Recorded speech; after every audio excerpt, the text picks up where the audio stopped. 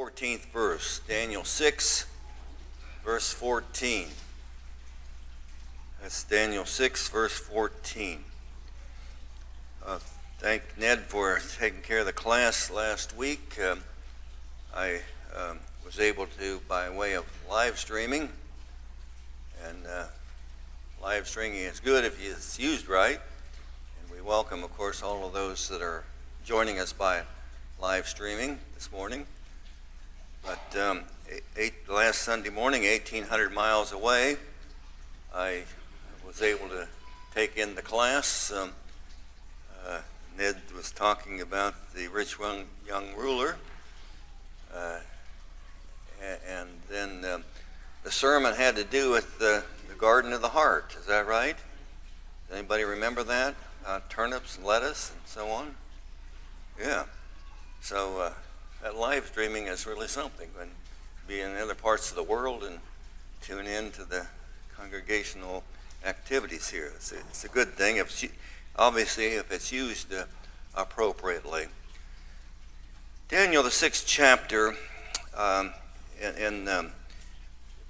Daniel, the book of Daniel doesn't go in chronological order. That is, in the order, the sequence of time. He moves back and forth, and in Daniel 6, it's in the setting is in the Persian rule. Babylon had, for this narrative, Babylon had been displaced by Babylonians. The Chaldeans had been displaced by the Medo-Persian rule, and it, of course, has to do with the lion's den, and that had to do with under the kingship of Darius, the Mede. The Medo-Persian Empire was now in control. The Medo-Persian Empire had expanded quite a bit beyond the Babylonian Empire. So Darius is a Mede, and then Cyrus was a Persian.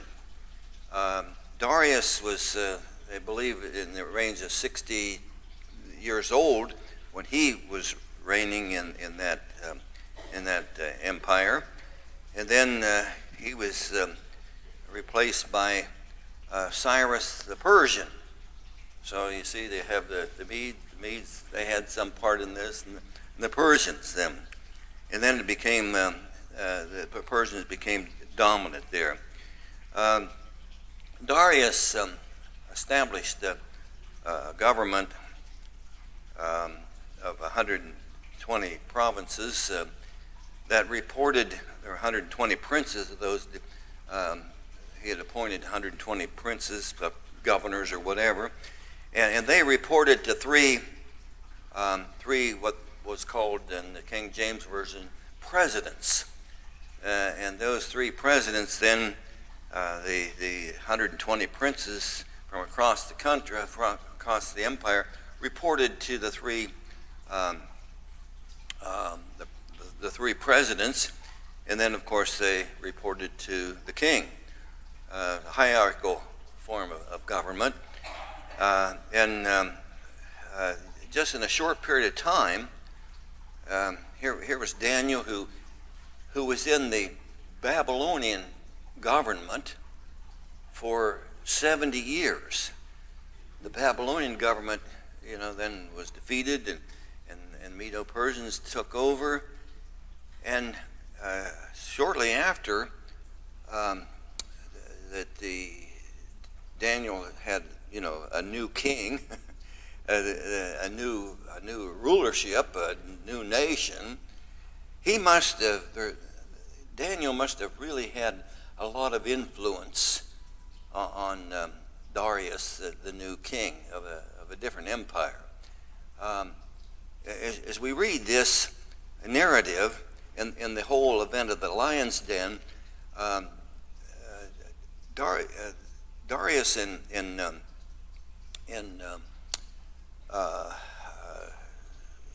that transition, Darius and Daniel must have gotten pretty well acquainted, and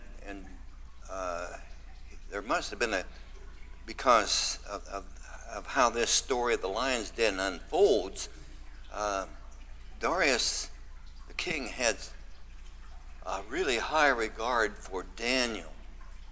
And I suppose Daniel, it would seem that Daniel would be talking about Jehovah God, the God of the Hebrews. Because as this narrative plays out, Darius had some great things to say about Daniel's God, or the Jehovah God. So as we come up on verse 14, where we start in chapter 6, verse 14 today,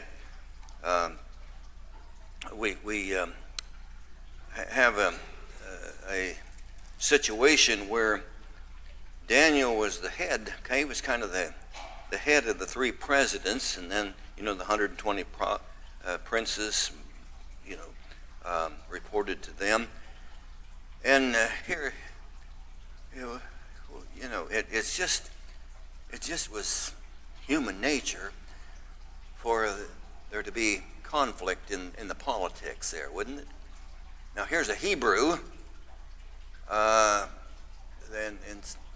the Hebrews, throughout the centuries, have been persecuted, not very well thought of by other races and so forth. And here's this Hebrew, Daniel. He kind of the head of these three presidents. He was preferred over them, and they saw, if you're around politics very much, there's a lot of maneuvering and a lot of people trying to outmaneuver the other party, and that sort of thing. So these other presidents and the princes, they come together and they said, well, we're going to get rid of this guy. We'll have the king depose him, get rid of him. He's got too much authority, and we don't like that. So they hatched this plan. Politicians are particularly clever. Have you ever noticed that? They're particularly clever. There was an article in the Dispatch about a chief politician in Ohio. That article is there. It appeared this morning's Dispatch. And this particular politician is portrayed as having more power than the governor. Okay? Because of the circumstances. Well, politicians oftentimes want to outmaneuver the other politicians, and so that's just continued human nature. But these three presidents, they hatched a sinister plan that really tricked the governor, really tricked the king. Now, if something happens in a plan like that, then what happens to the ones that convince the king or convince the governor to do the wrong thing? It's not going to be good. There are going to be consequences. So, Daniel, this lion den thing, has to do with consequences. It has to do with relationships. And so, in chapter 6, in verse 14, then the king, when he heard these words, now remember the plan was, we'll trick the king into signing a decree that says that anybody that worships other than the king will be held accountable. Well, Daniel, the king, by the time we get to verse 14, the king realized that he had been snookered. That these public officials had snookered him.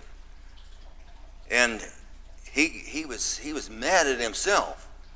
You ever been in a situation where you're just mad at yourself? Yeah, I'm in the last few weeks I've been mad at myself about certain things. Well, he was mad at himself. Then the king, when he heard these words, that was about the decree. He had to enforce the decree that anybody that would defy that decree would be in big trouble. Then the king, when he heard these words, was sore displeased with himself, and set his heart on Daniel to deliver him. They must have had a great relationship there. There was some, we might call it some symbiosis between them, some good vibes between them, as we might say. And he labored till the going down of the sun to deliver him.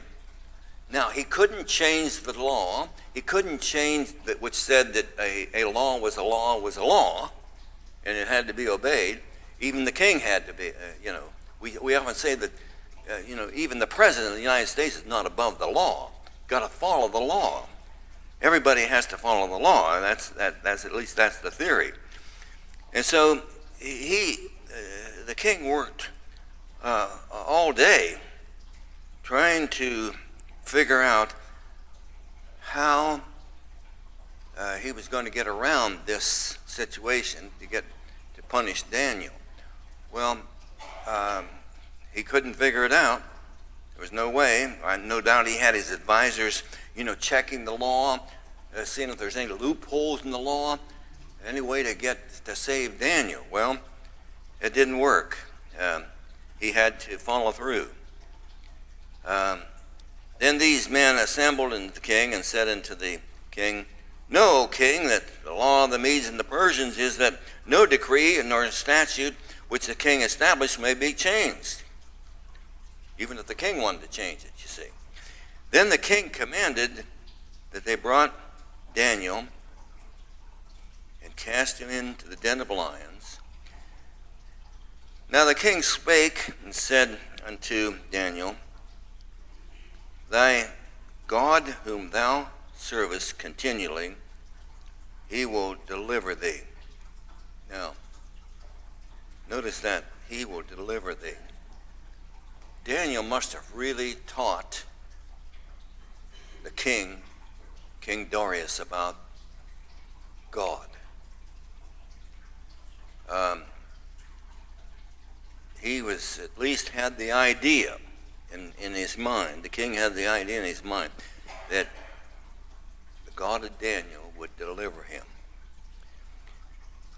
And a stone was brought, laid on the mouth of the den. The king sealed it with his own signet and with the signet of the Lord's, that the purpose might not be changed concerning Daniel. So there was it was just kind of like that's a ceremonial thing, a sealing the cap on the den of lions.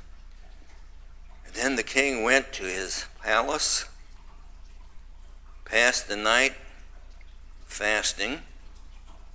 I don't know that he had some. I don't know whether he was fasting because of his knowledge of God or whether that was a practice, that was inherent in that Medo-Persian culture.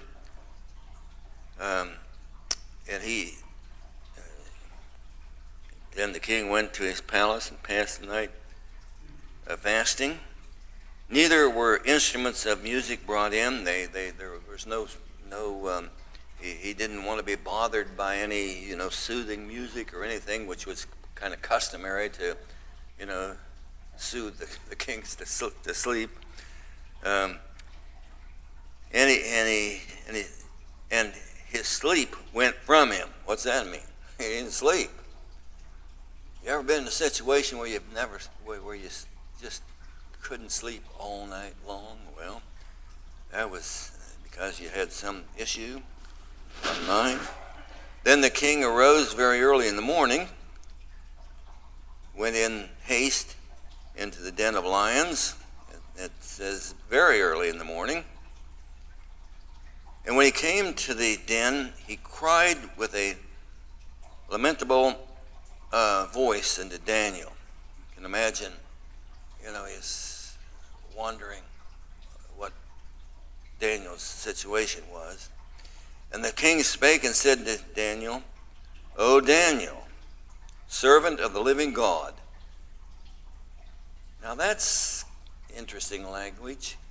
He said, servant of the living God. The king must have understood that those idols were dead. Daniel must have done a good job of evangelizing here. Servant of the living God, is thy God whom thou servest continually able to deliver thee from the lions? And then said Daniel unto the king, O king, live forever. That expression of live forever was kind of a greeting to from the population, to the people. That was kind of a greeting to the king. It's kind of like when we approach a bench in court, when we approach the judge in court. It's kind of your honor. It's kind of a sign of respect for the position, at least. And Daniel says, my God hath sent his angel. Now that angel is some kind of a heavenly messenger, and hath he shut the lions' mouths, and they have not hurt me, for as much as before him innocency was found in me, also before thee, O king, have I done no harm. Daniel saying, I've done no harm to my God, I've been faithful to my God, and I've been faithful to you with respect to the duties that I have been assigned by you. Then was the king exceedingly glad for him, and commanded that they should take Daniel up out of the den. So Daniel was taken up out of the den, and no manner of hurt was found upon him, because he believed in his God. Now let's think about this situation here, the overall situation. The nations, they each had a chief god. The Hebrews, the children of Israel, had Jehovah God, and there was a perception in that Old Testament era that if a nation won battles, they attributed the winning to who? To their God. Now, in the scheme of things, Jerusalem lay in rubble, and Babylon, and now the Medo-Persian Empire, they were on top. So now, what would be the perception? What would be the perception of folks about Jehovah God?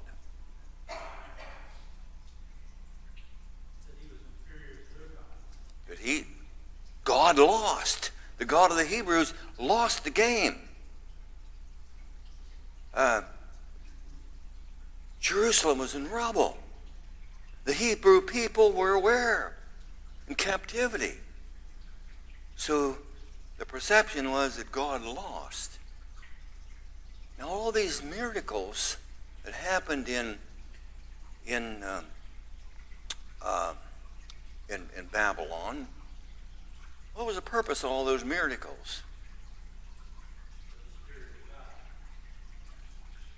That Daniel's God, Daniel was a pivotal guy in the history of the Jewish community, the Jewish race, the Jewish religion. He was pivotal. He was critical. And of of course, when the three Hebrew children were not harmed in the fiery furnace, that was a message to the world. Don't you suppose the word got out? Don't you suppose that message was communicated? You know, over there in Babylon, these Jews were thrown in the fiery furnace and they came out unscathed. That would have been a message to the world about the God of the Hebrews. And other miracles. You know, these miracles had to do with reestablishing the superiority, the sovereignty of God over the other, with respect to no gods, So those, and I'm sure the word got out about Daniel being tossed into the lion's den and got out after 6, 8, 10 hours in the lion's den, got out unscathed. Now, I'm sure that word got out. People talked about that. Just like people talk about things today. If somebody thinks they've seen a UFO, an unidentified flying object, the word gets out, right? Yeah, and it travels with lightning speed. So this miracle was impressive, as were other miracles. And the king commanded, verse 24, and they brought those men which had accused Daniel and cast them into the den of lions. Now their ploy, their trick, backfired on them, we would say, right? And this is a terrible situation there. They got their families were thrown into the den, and it was a bad scene. The lions had the mastery of them and break all their bones in pieces. Or ever they came to the bottom of they were in midair. They were devoured. Now then, verse 25. Here's this. This is really getting the word out. We mentioned the perception would have been, God of the Hebrews is a weak God. But here's the message. And notice, everybody that's ever had any Bible classes whatsoever knows about Daniel and the lion's den. But what we sometimes miss in that message is the message that begins with verse 25.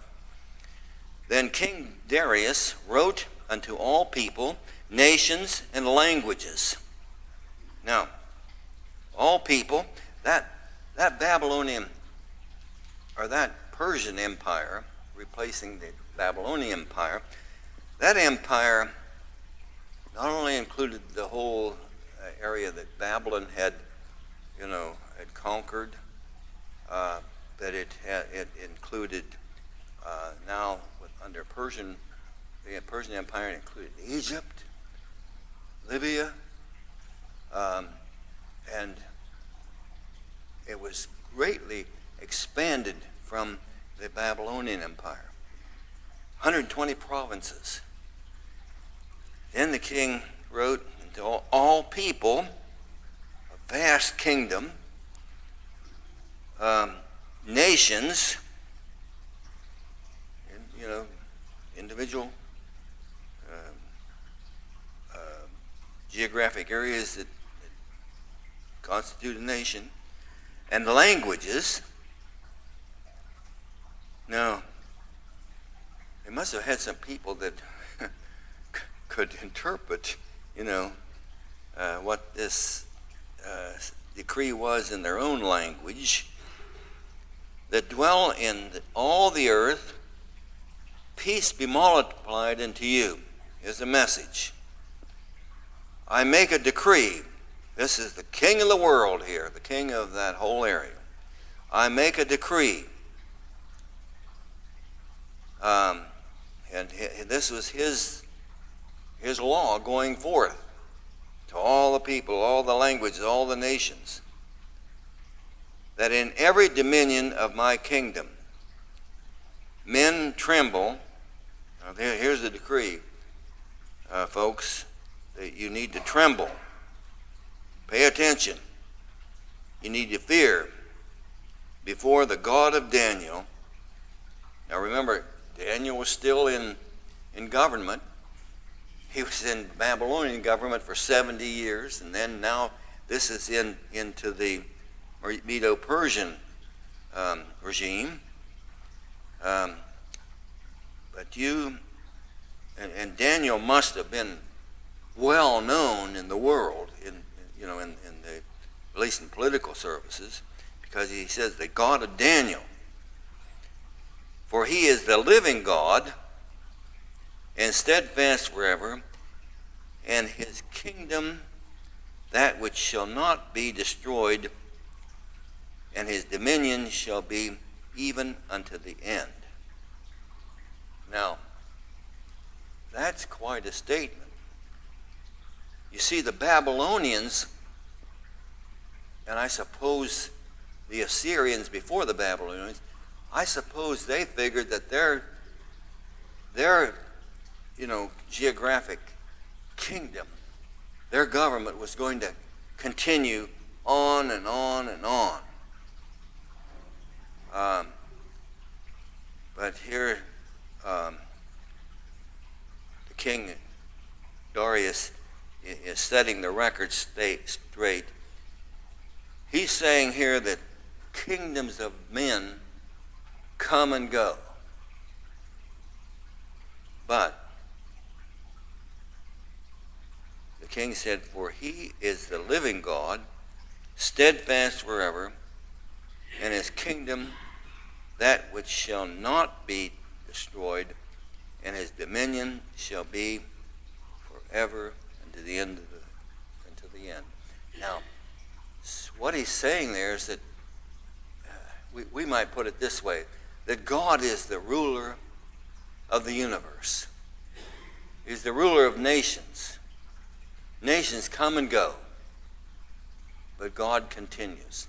Now that's quite a statement for a heathen, right? I mean, that's rich stuff for him to be spreading this message across the world. And now the Hebrew God is going to be elevated in the minds of these people that pay attention to this decree. That is really God is using this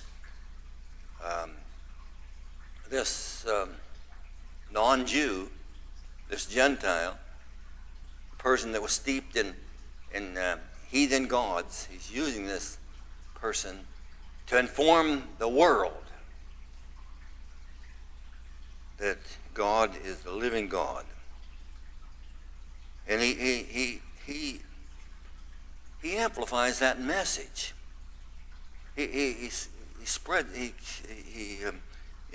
Let's say, we might say, embellishes that message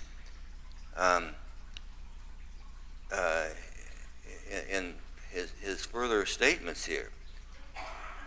His dominion shall be unto the end. It's everlasting. And then he further amplifies the message by saying, he delivereth and rescueth. It's another way of saying that he sets up kingdoms, and then he rescues people from that particular kingdom, and he worketh signs and wonders in heaven and in earth, who hath delivered Daniel from the power of the lions. So this Daniel prospered in the reign of Darius and in the reign of Cyrus the Persian. Now we don't know. Daniel would have been in his 80s, possibly up to 90 years old, because he had been in the government of Babylon for, 70 years? Now, Darius reigned a couple of years or so, maybe more, and then Cyrus then began to reign. Cyrus the Persian, Darius was a Mede, and so Cyrus reigned several years.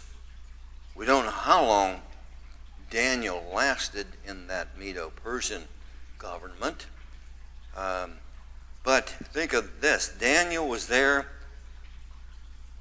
when Cyrus made the decision, the declaration that the Jews would be going back to Jerusalem. Do you suppose that Daniel had anything to do with advising the king about this business of releasing the Jews back to their own homeland? Do you suppose that Daniel had anything to do with that?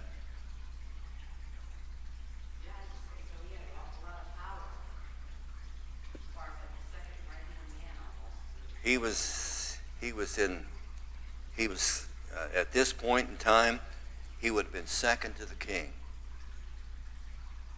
And don't you suppose Daniel was making arrangements, helping to make arrangements to release the Jews? Don't you suppose that Daniel was probably encouraging the Jews in his own, communication network to go back to Jerusalem? There's no record of Daniel ever going back to Jerusalem, but it's just intriguing that how that God has placed Jewish people in governments, in the Old Testament governments, to help carry out God's plan to protect the Jews, at least until the time of the Christ that would come from the Jewish nation. Now, there's more to this story, there's more to this narrative than, Daniel getting thrown in the lion's den. There's a lot of other rich stuff in addition to that, and particularly this decree that Darius made to the world. Well, anybody want to comment on Daniel and the lion's den and so on? Don?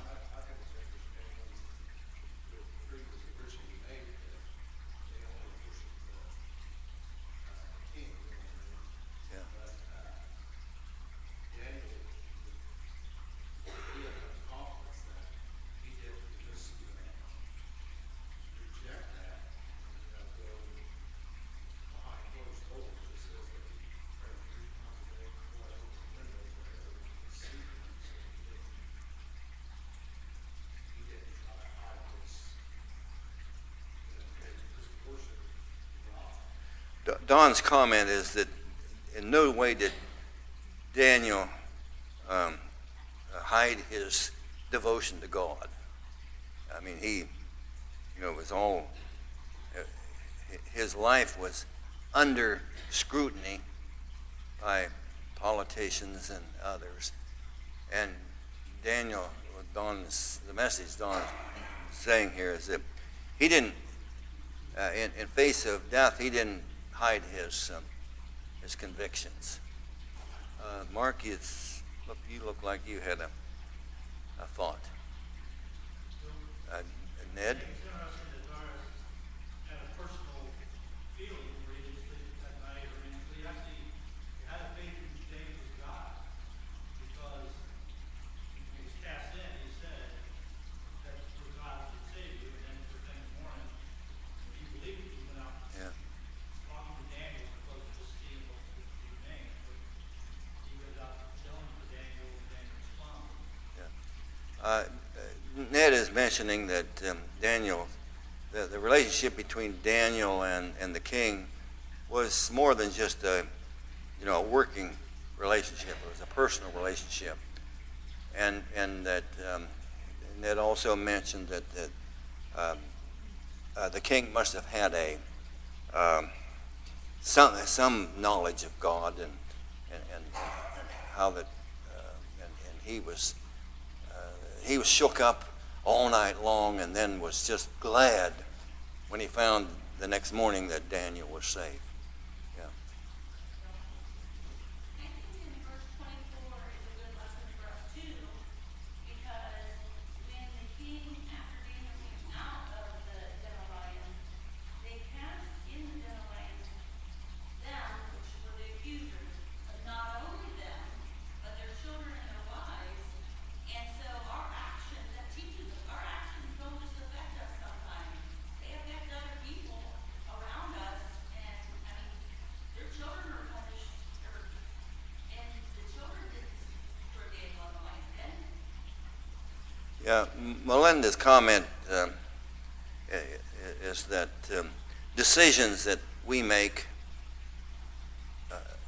often affect a lot of people.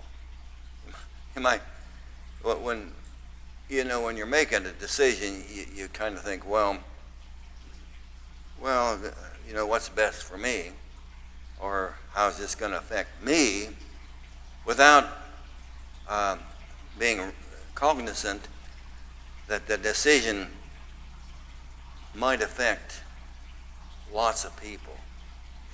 That's a good point, and particularly decisions that affect, that are governmental decisions that are made, can affect millions, multiplied millions. I think sometimes politicians make decisions that they think is just going to affect them personally, but the effect is it ripples across, and sometimes the ripple is around the globe. Yeah. Jason?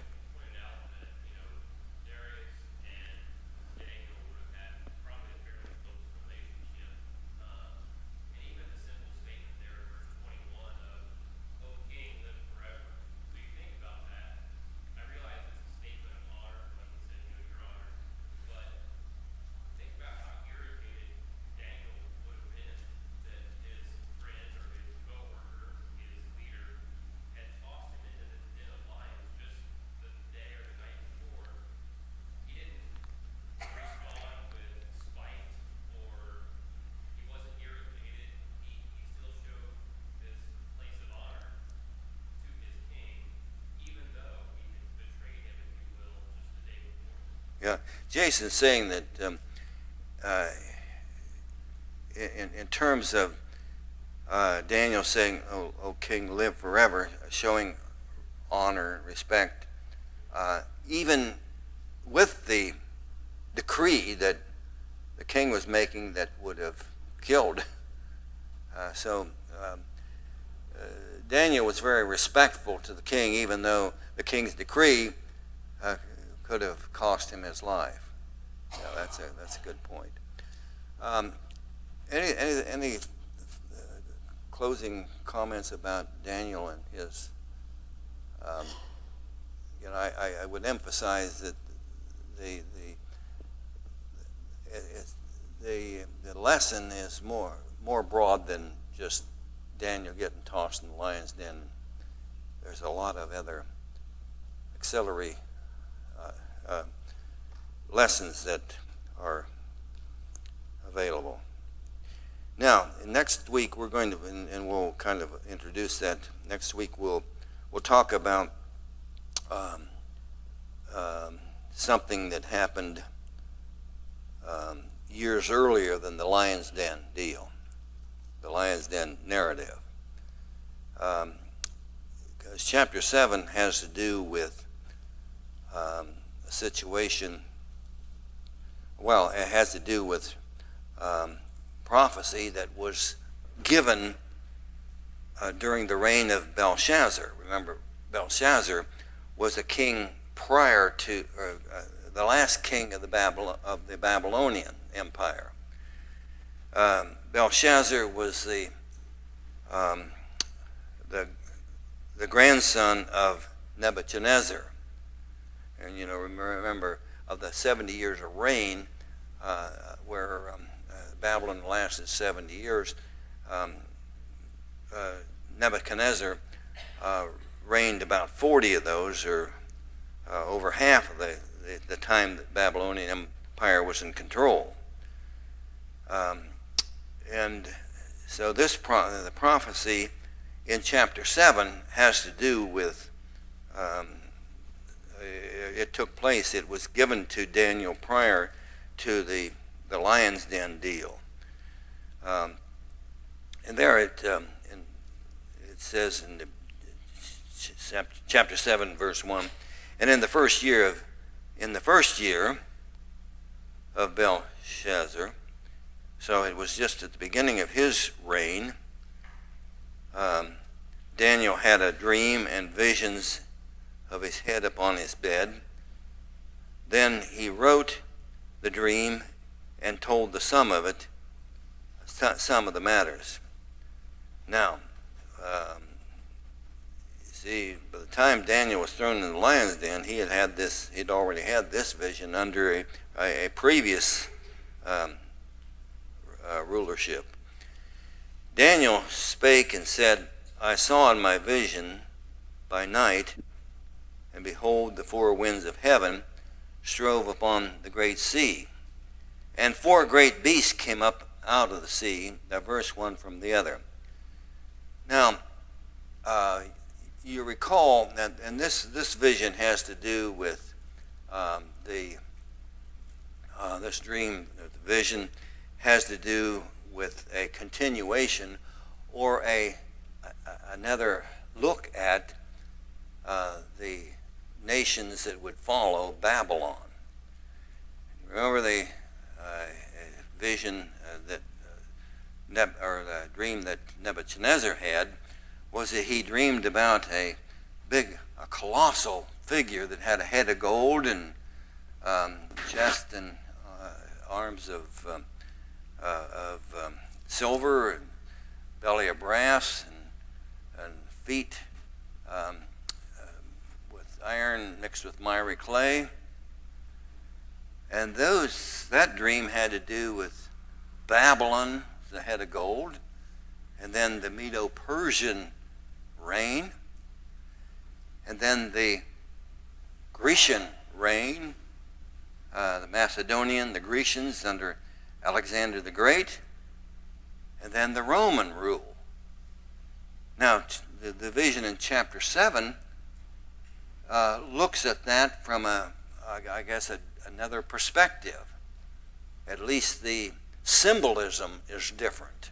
Instead of a head of gold and so forth, Daniel sees these world events played out for several centuries.